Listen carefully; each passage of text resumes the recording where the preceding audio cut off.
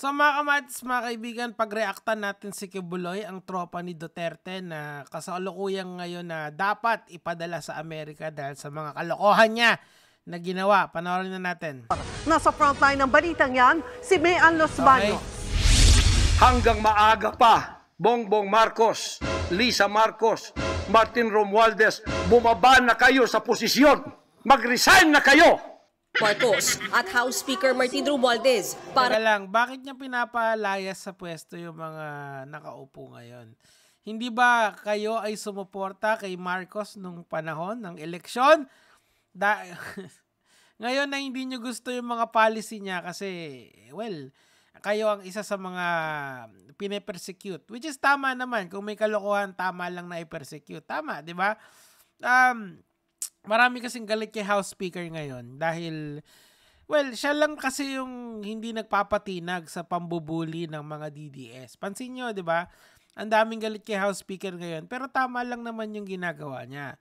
Ang daming nasiwalat na DDS because of his actions, which is good. Kasi at least nakikita nyo na hindi banal yung mga puon nyo. Sabi nga sa Dark Knight versus Superman, even gods do bleed, di ba? So tuloy natin. Anong naririyan pa kayo?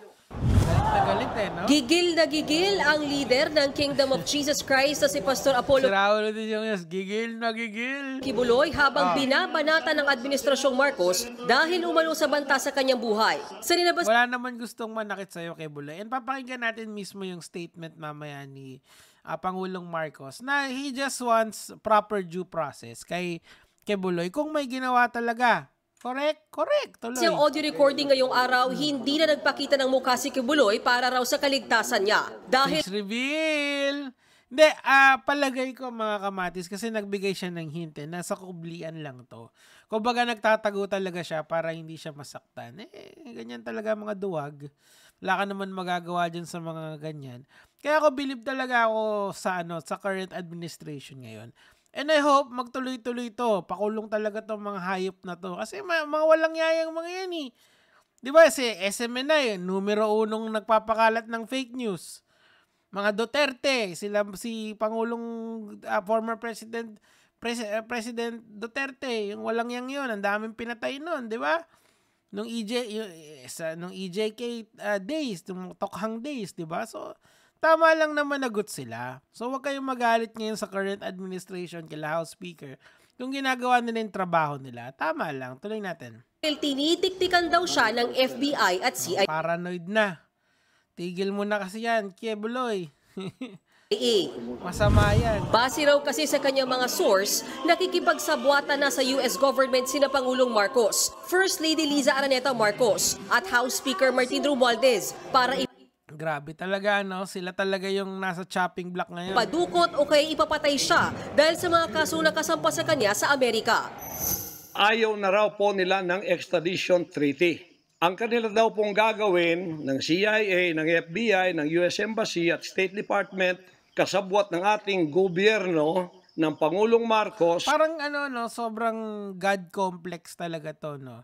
Na sobrang na paranoid na ng totoo. Actually, hindi naman pwedeng gawin yun ng US, no? Siyempre, makikipagtulungan pa rin sila sa gobyerno ng Pilipinas. And of course, you would think na sa yaman ni Kibuloy, he is armed and dangerous. Hindi na lang yan papasok basta-basta, di ba?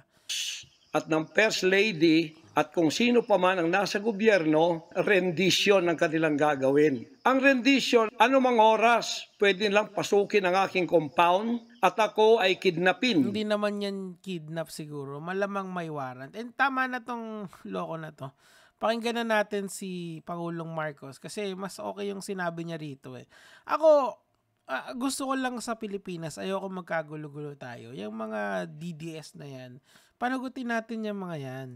Buti nga yung si Marcos ngayon at saka sila House Speaker, di sila nagpapabuli eh. And that's good. May solid talaga na tatapat dito sa mga loko na to.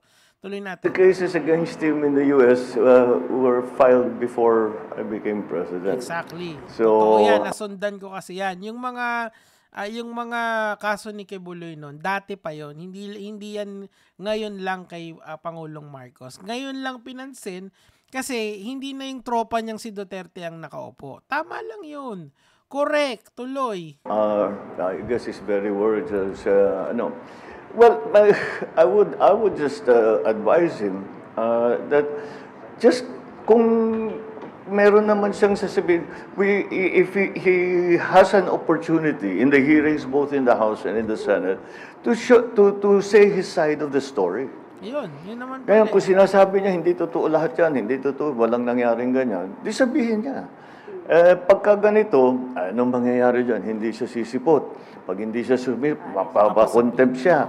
O, tapos tuloy-tuloy. Pinasabihan na siya ngayon ng Senate. Ayaw pa rin niyang humarap kasi nga natatakot siya for his life. So, ngayon, pugante si Quiboloy. Ano na, Quiboloy? Akala ko ba kaya mong ipastop yung lindol pero ba't di mo mapastop yung sampina sa'yo? Mas malaki yung gulo. Exactly. Kung makapunta siya, sagutin niya lahat ng tanong, di tapos It's na. over. That's why my advice for him is to just face the questioning in the House and in the Senate. Kongreso pala tsaka Senado isasalang si Quiboloy. I would like to see that, mga kamatis, mga kaibigan, na talagang ilagay sa ringer ito. And ako, natutuwa ako dahil akala ko, ang dami kasing nagsasabi na kuting daw si Pangulong Marcos. Ngayon nakikita nyo na, pwede palang lumaban, which is good, di ba? Kasi nga, at least yung mga DDS na to, nalalagay sila sa pwesto nila. Marinig natin ang kanyang side. Para malaman natin kung ano ba talagang nangyayari dito. Exactly. We're trying to be fair here and allowing him an opportunity and fora to make his case. So Exactly, di ba? Hindi naman siya aanuhin nun eh. Biruin mo, sobrang high profile si Quiboloy tapos bigla na lang may gagawin sa kanya, di ba? So, kita mo, walang gustong pumaslang sa'yo, Quiboloy. Sa utak mo lang yan. At saka, anointed son of God ka eh. Malamang. I think he should take advantage of it. Exactly. Claim niya po na assassination. So what's your take on this? Hindi na naka-fentanyl. Naka-fentanyl. Si Rauling Re, baka naka-fentanyl, sabi nung... Bakit? Walang may gusto mag-assassinate sa kanya. Bakit siya assassinate? Wala namang ano yun. Ha? What, I mean, you know, why will anyone want to do that? At saka what would anyone's gain yon, di ba? He wants to be brought to justice. So, killing him does not make any fucking sense. Ano yung may mas sense? Hulihin, ikulong, pagsalitain, pagbayarin sa mga kasong nagawa niya. Yun yung may mas sense. Kung GGG end mo na agad, edi tapos na. Wala na. Doesn't make any sense, di ba? Maybe he's just very, very... wala na. I just, hindi ko naintindihan yung sinasabi niya. So, paano mga kapatid na DDS? Sumuko na kayo, napapalibutan na kayo. O, yun lang naman yung sa akin for today. Tatry kong mag-upload ng mga ganitong klaseng content every morning para meron tayong connect sa current events. Hindi lang yung parang pabugso-bugso. Gaya mga lods.